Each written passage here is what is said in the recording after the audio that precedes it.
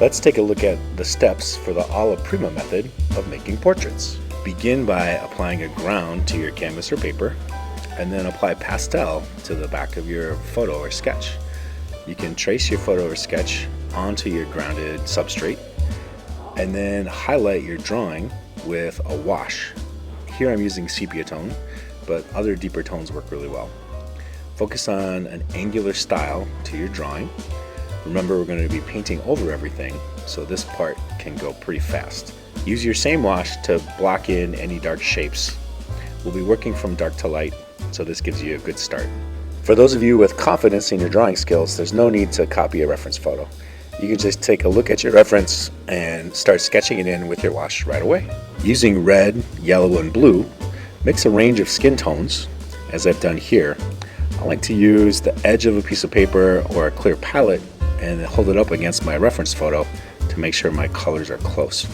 I'm going to start working from back to front and dark to light, blocking in flesh tones, and then progressing to midtones, and keep on working until you get to the highlights or high key areas as I finish the flesh tones. I like to keep a wet edge as I'm developing the form, working wet into wet. If it's not possible to finish the painting in one setting, I definitely keep my paints in a lidded container so it's ready for the next session. Once I'm finished, I'm going to move on to other details, adding texture to the hair. You can start to develop the clothing, mix a little bit of skin tone into the whites of the eyes, dry brush, wash, carding, scumbling, sgraffito, all these things come into play once the form of the face is developed. Now we use all these other techniques to develop the painting. I like to pick a color towards the end for the background.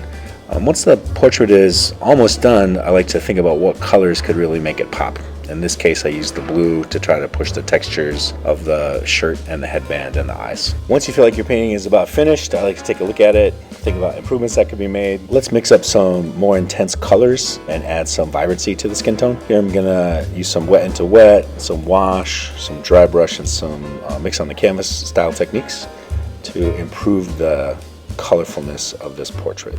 To finish this portrait, I wanted to develop the form just a little bit more. So I started adding a little bit more low-key color to develop the shadows, to push the shoulders back, and to develop the texture and the folds of the ear.